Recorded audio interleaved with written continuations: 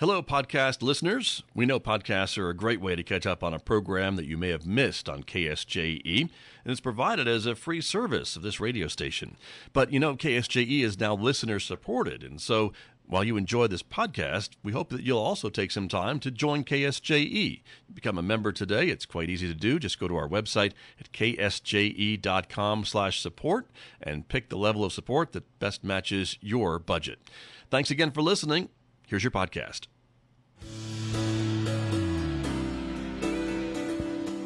Now back to Studio A and the award-winning Scott Michlin morning program on KSJE.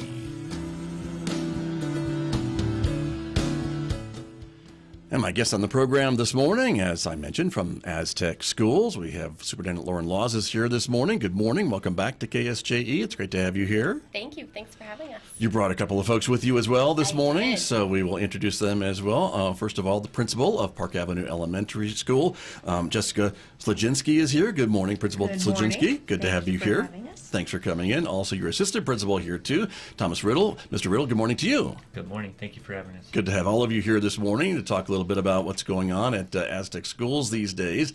And never a dull moment. There's lots going on to talk about and celebrate. So we'll get right to it and talk a bit about some of the things that that we can mention. And so to begin with, some good things on the list, right? Yes, to start definitely.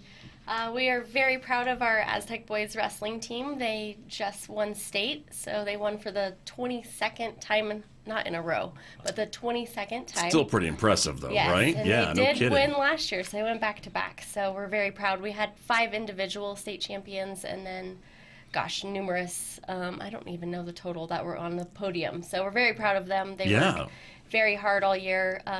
Coach Stout does a phenomenal job with the boys, and he's a great leader for them. So very, very good. Well, congratulations. Thank and you. That's a great testament to kind of the, I guess, kind of just the, I don't want to call it a dynasty, but 22 years, it's kind of hard not to, right? So that's right, yes. That's amazing. So wonderful. Very good. What else is going on? Well, I'm going to pass the next one off to Miss Sledzinski to talk about a good thing at Park Avenue. Right. What are some of the things you're doing there? Well, so a couple of weeks ago, I put a challenge out to the kids to put some encouraging posters in the halls and stalls, so in the bathrooms and in the halls. And independently, they've been doing this in a little bit of extra time in class or during recess.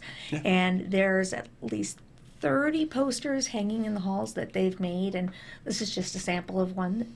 One example that we're showing on the screen, yes, that's right. that we're showing on the screen. Okay. And they just keep bringing them up to me and hanging them up, and it's just cool to walk through the halls and see those encouraging messages from the kids. And that's so much of what we're about at Park Avenue, is having student leadership. Sure.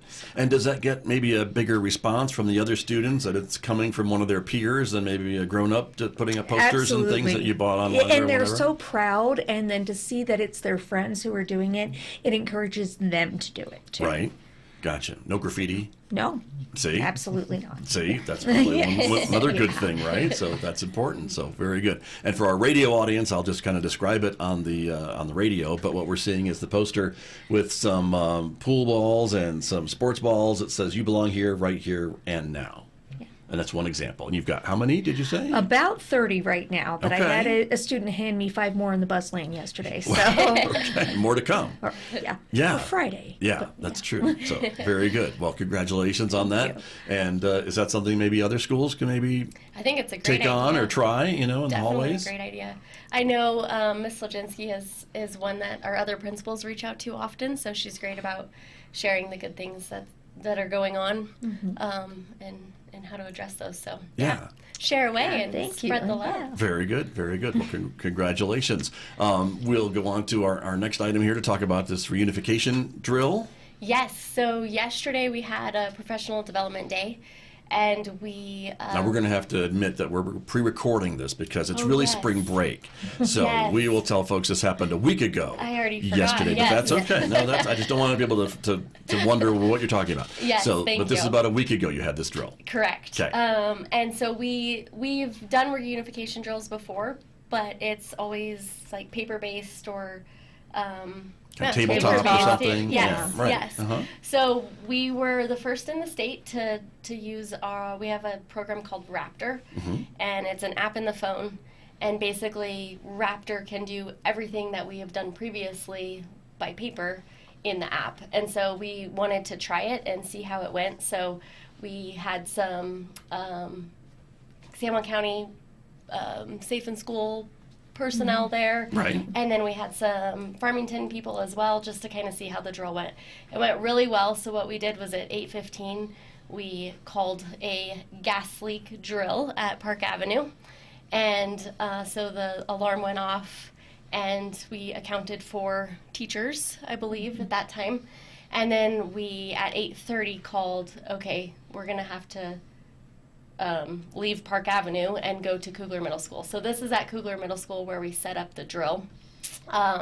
In the picture on the left with the volleyball net, that's where we had funneled parents to come in and sign in, show their ID, so that we could check their kid in via the app. So then the next picture below is the parents, which were Park Avenue staff. Right. Filling in as parents, yes, right? I got it. Yes. I must say Mr. Riddle did a phenomenal job as a parent. Very so good. we then had runners. So the runner was able to look at the app, select the kid for the parent that was waiting there, and then take the parent into the cafeteria, which is the bottom picture on the right. And so the parent was waiting with one of our reunifiers. Right. And then in the gym, which you see all the bleachers, is our quote-unquote students. So there's a piece of paper for every student we had. Gotcha. And so we had a runner. So the runner would be responsible to go get the student and then bring them to the parents Gotcha. and the reunifier. So it was really neat to see how the app worked. I think we learned a lot. We, it went really well, I think, considering it was the first time, but we definitely debriefed after. We're going to get feedback from everybody in the different roles they played to see how we can improve our process. So Gotcha. And so, just to be clear, this did not necessarily involve the students. It was adults posing as students with this drill. Is that kind of how it went? correct. Yes. Got it. Yes. But I think it's so important to kind of know how this works, because this whole idea of reunification is so important, because there's obviously some emergency going on.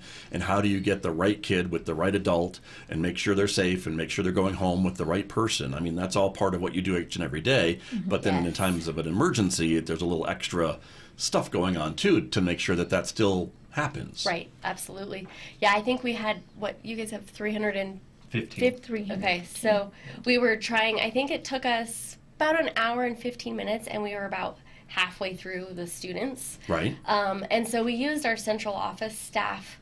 We pulled everybody from there to have different roles, so the greeters, the runners, the reunifiers, because if something does happen at a site, it's going to be all hands on deck, and so we wanted They'd be called on anyway. Yes. To help out, sure. Yes. So that makes sense. Yes. And I guess too, with parents, sometimes they don't know maybe all of what's going on and just want to see their kid and be reunited with their kid, and so parents can sometimes be very emotional, I would say, and so that's also part of this, to try to get them that happen as quickly as you can, and still be, make sure it's the right kid, right parent, all that stuff. Yes. We definitely had some teachers and principals, administrators, play different roles and act in different ways. We had one teacher that spoke Spanish the entire time, which was great, because she encountered our staff that I think everyone she encountered, nobody spoke Spanish, so it was really good of trying to keep her calm when she seemed escalated, and angry parents. Just it was very good. Very good.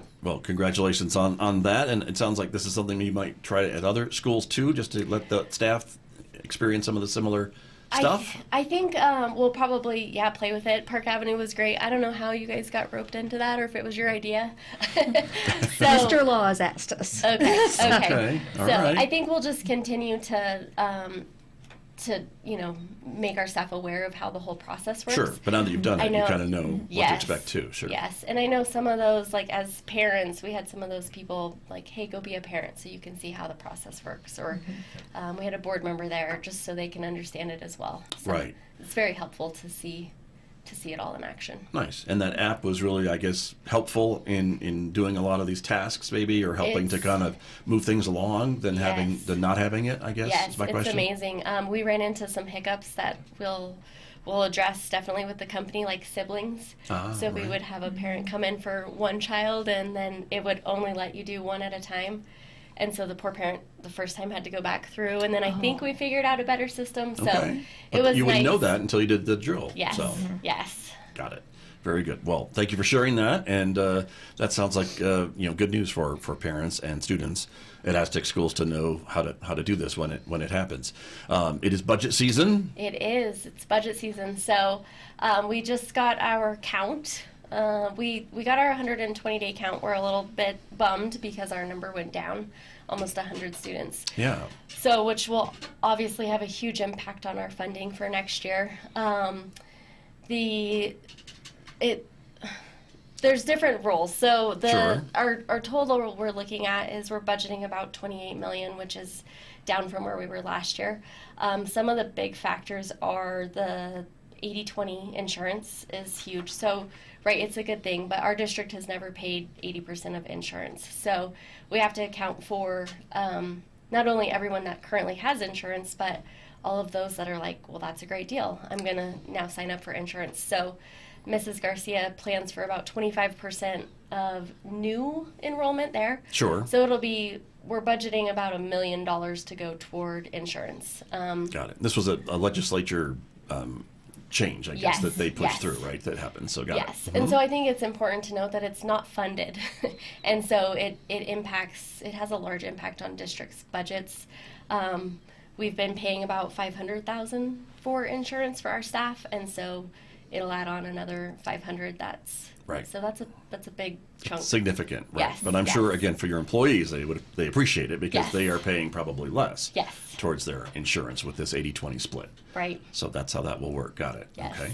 Very good. And then another one that I think there's misinformation regarding instructional materials. So you'll hear that instructional materials are funded. We get 1% of our SEG to go toward it, but it's never enough. So curriculum. These are things like textbooks and things like that you're talking about? Yes. Got it. So curriculum is very expensive. It's a math adoption year, and so it's K-12. We're looking at spending, I don't know, anywhere between $600,000 to $800,000 for textbooks, workbook, everything it comes with. Right. And so we always have to pull funding sources from various places to help and cover our instructional material cost. So I think that's something that I know superintendents across the state have said, like, it's not fully funded. So Could don't use some say help. it is. Yes. Yeah. Yes. Got it. Okay. And that's for every district, not just Aztec. It is Correct. happening Yes. statewide. Yes. Got Yep. it. Okay. That's one other thing. And I know how important it is to have up-to-date, though, textbooks and things like that, too, because I think maybe some of us could remember from our days back in school that some of our textbooks maybe weren't as new as Yes. we would have liked them to be. And so it's important to keep up-to-date with those things or things can get out of date very quickly. Yes. Yes, our math teachers spent time last week at our professional development day, and they were diving into different curriculum options, and it's amazing how much they have to offer and how much they have changed. So it is important to stay up on that. Right, right. Very true. And then another bill about cell phones at school. Yes, so this is one we're still watching. So right now it's with the governor, so she has until March 11th to Right. sign, So by the veto, time this whatever. airs, Yes. she will have decided what to do with it. So Yes. we'll just talk like she signed it. So this will have another huge impact financially, potentially, because it's banning cell phones during the school day. In the bill, it says that there may be funding for cell phone cases or pouches or those types of things. My assumption is that it won't be fully funded, and we will be purchasing some type of item for students to keep their phones in, which is very expensive. So it is a phased rollout. So it would be just the middle school next year that would be banning phones entirely, and then it would move up to the high school and then the elementary schools the following year. I see. So that could help financially, but I think it would have a big impact as well. Right. Got it. And some school districts have already done this, right, in our Correct. state. And so Yes. we're seeing that in other places already, but this is one which would, I guess, statewide then. Yes, it would be statewide. I know right now, yes, there are some districts that have moved that way, definitely down south. We just have ours, they are supposed to have their phone away during instructional time, and then they can have it out during passing period or lunch. Right. So It's not at elementary. Yes, Yeah. not at elementary. Not at elementary. Right. This would be more formalized. Yeah, we rules, actually I guess, do about have that. pretty much a ban.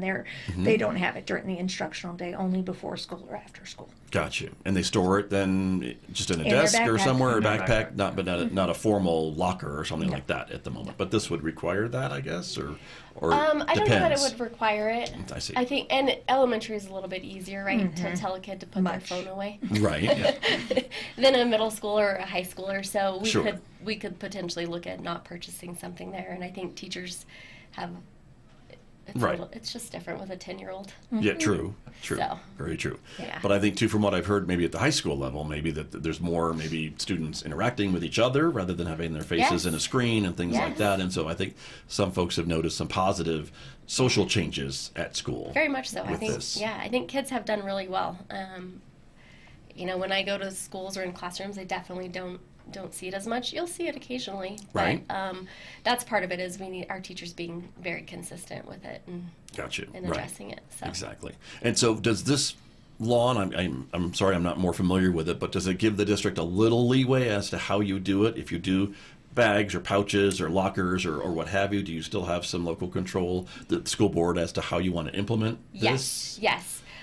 Basically, however, whatever compartment you want to have them keep it could probably even be their lockers. Right. If you had to. So it's not specific on that. Okay. So. And that's something the school board would probably bring up and Yes. visit with you about. So Yes. there's that going on as well. Very good. Some other news from Park Avenue that we have our principal and assistant principal here with us this morning. So tell us what we're looking at here. So this is our data for our IMASA tests. Those are interim exams that the students take at the beginning of the year, middle of the year, and end of the year.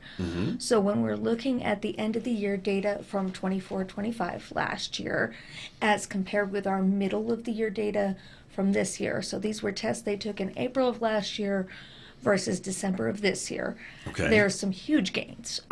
Fourth grade reading has already, at the middle of the year, exceeded the end of the year scores for fourth grade last year. So if you're looking at this screen, let me just interrupt for a moment. The black bars are last year, and the orange bars are middle of the year this year. Yes, this year. This is what we see. Yeah, Yes, thank you. You're welcome. So it's just really interesting to see that even though, the others haven't exceeded that at the middle of the year in fourth grade math, fifth grade reading, or fifth grade math, we are so close to those end of the year scores already, and we have months to go. So it's just so exciting to see the growth that these kids have made this year. And last year at the end of the year, we had 30% of fifth graders who were at need support. And at the middle of the year, we only had 19%. So just seeing that enormous shift in where our kids stand right now is great. Nice. And what do you attribute that to? Is it just more uniformity from your teachers, or just a That's little a bit big more part of it. curriculum? So the uniformity in the use of curriculum, we did have a big turnover. We had a lot of retirees last year. So in having several new teachers and first-year teachers, we really pushed consistency with the use of the curriculum. And I think that's made a huge difference. And in addition, we restructured the way that we do interventions. Last year, we did a half an hour a day for both reading and math together. Now we have reading separate and math separate. So kids get a full hour of intervention a day to catch them up on skills they may have missed in prior grades and reteach the basic curriculum that they are learning as needed. So I think that's made a big difference with what we're seeing with our students. Right, very good. Mr. Riddle, I was going to ask you, too, these skills at this grade level are really important, I would think, as to how students will perform in reading and math later on in their educational careers? Yeah, it's interesting because Aztec has the 4-5 school, which is what Park is. So we're the school where the kids are really used to taking the state IMESA test, those high state tests. And so building those data portfolios of a student and intervening early, catching things early in 3rd, 4th, and 5th grade really sets kids up for success and pushes them towards graduation. So being able to intervene early, to catch those gaps early, to put the right teachers in place. We hired 2 new interventionists this year, and they are all in. They've been working really hard on the MLSS process, Cindy Fitzpatrick, Phyllis Cox, just so many people in the district putting together this data that can follow a student and these specific interventions that work really well with individuals that can follow them all the way to graduation. And Nice. I think that's pretty cool. Very good. And with these numbers increasing the way you expect them to between now and the end of the year, would that mean then less interventions for these students, I Yes. guess, ideally, because they're getting it? That's the goal. What we know at our level right now is we have a high number of kids who are below target. But with the work that the district's doing that Lauren's pushed out, is that our lower elementary is doing a good job using Child Find at the early age, finding those kids, addressing those needs early and often. And what we're expecting to see is a lower number of kids in intervention classes over the next couple years. But it does take a little time. Sure. But the numbers are still pretty Oh, yeah. impressive. Yes. Right? And again, as we see these, even though some of those orange bars aren't at the level or higher than the black bar, it's still that we're comparing kind of apples to oranges a little bit, because you have end of year numbers from last year, mid-year numbers from this year. Does past, I guess, results show that those mid-year numbers go up Yes. between now and the end of the school year in May or June? Absolutely, and that's one of the things we're really focusing on right now. While it's not all about the test scores, that is the number one way that the students can demonstrate that they're on target for the next grade. So our teachers spent part of yesterday really honing in on what they need to do before these tests and before the end of the year to make sure students are on target. Got it. Very good. And this is, I guess, the time to look at that, too, Yes. before the end of the year, so you can see where you stand. So thank you for sharing that with us, and Absolutely. congratulations. That's exciting to see that, and I hope you'll update the graph at the end of the year and show us how it looks with these towering orange bars, perhaps. So Yes, absolutely. that'll be exciting. Very good. Discipline, let's talk a little bit about that at your school. Yeah, so it coincides with when I got hired, when Lauren took over the district, and the implementation of capturing kids' hearts. Right.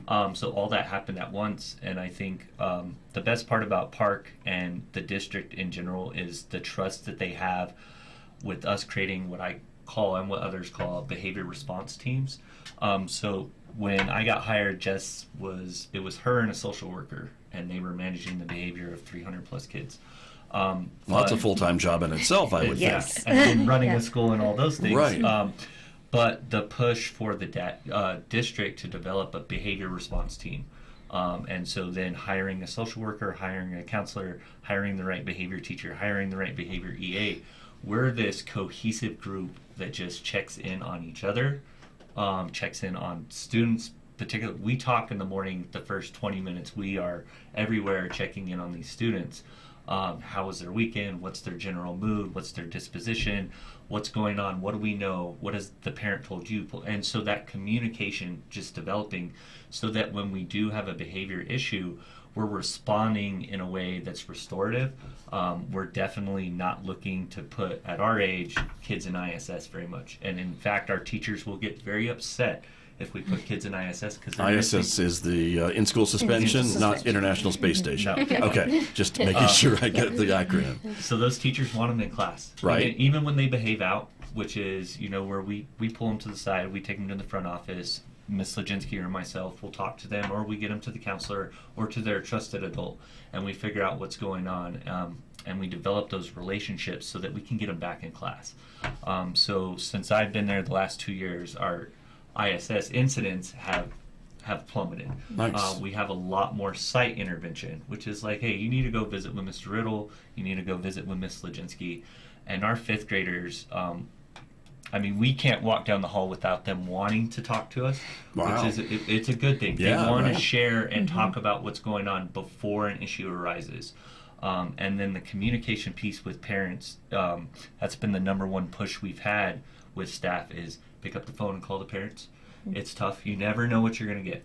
And a parent doesn't always want to talk about behavior in the middle of their workday, but doing it over and over again and building those relationships has gotten to the point where the parent knows, like, when we're calling, we're looking to help the child, not to get them to stop the behavior, but what can we do to address the behavior and teach better things.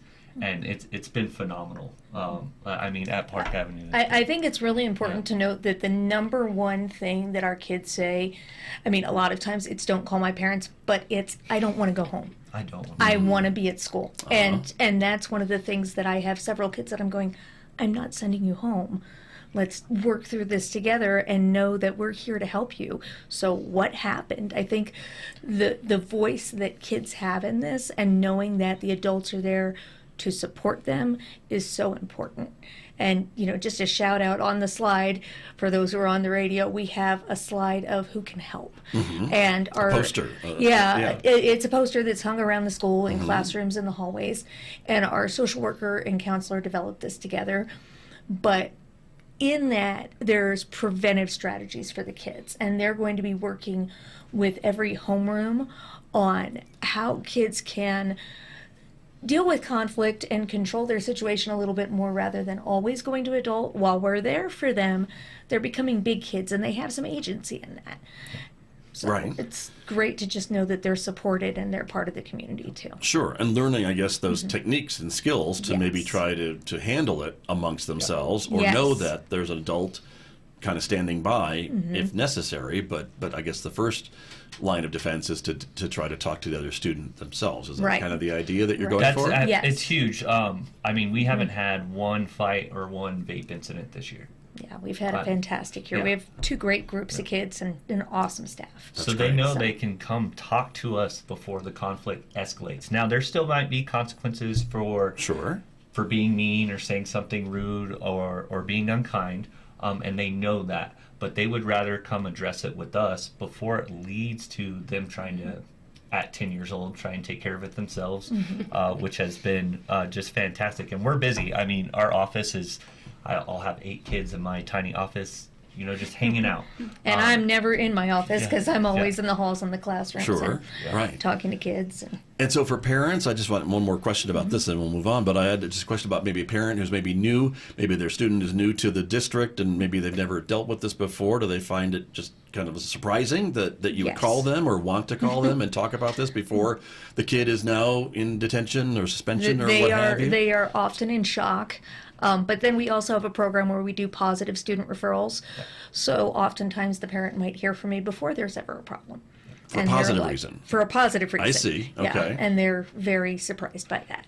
Yeah, It's always fun. People that move into the district, the number one thing is if I have to call because of the behavior, they're like, well, do I need to come pick them up? And I'm like, no.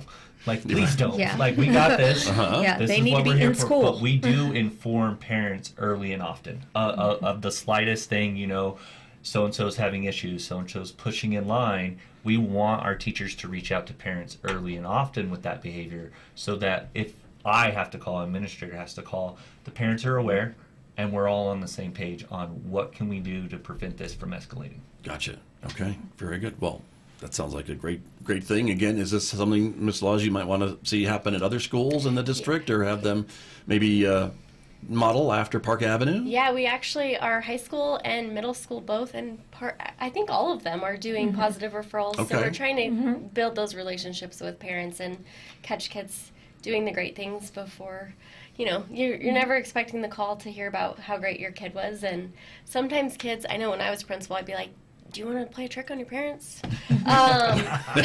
Yes.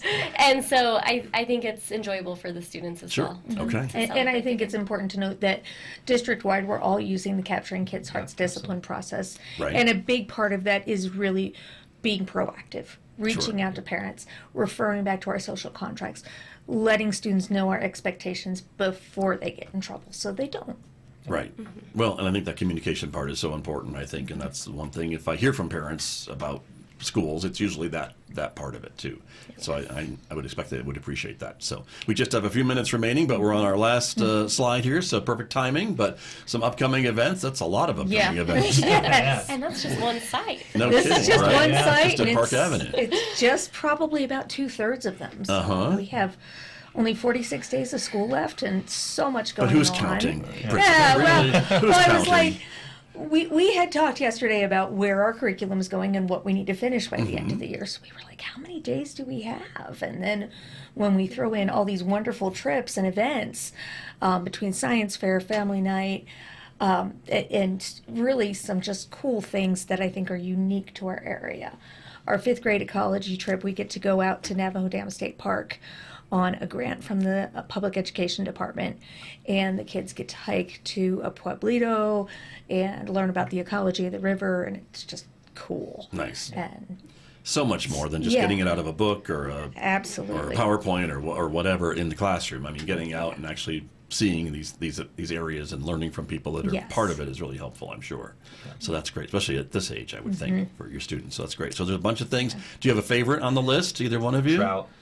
Yeah, you get to release trout. The trout I release, get to go yeah. fishing for the day with the kids, and it is awesome, and it's a highlight at Park Avenue's the trout. Right. Where they start with the eggs, and they have a big fish tank, and then they grow the trout, and only 5 of them survive. And then they release them into the river with Mr. Laws, and then we fish and hang out with the kids, and it's surprising how many kids haven't been fishing, and that's their Sure. first experience with it, and to see that joy and that learning that takes place that's cool. I love the trail. Yeah. Nice. And I love the science fair. On our slide is a picture of the science fair setup.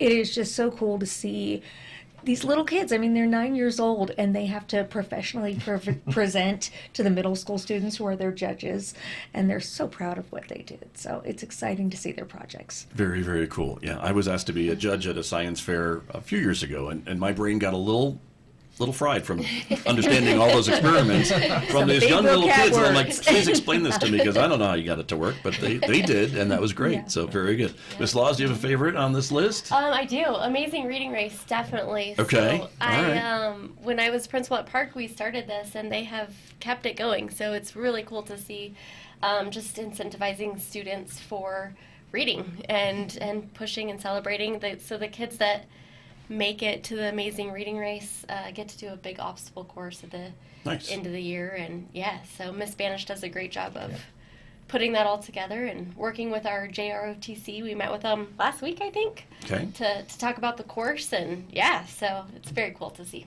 Well, you have a lot packed into the final weeks of school, Yes, so we do. your students will be very busy in addition to their academics. So Yes. that's true, but that's great.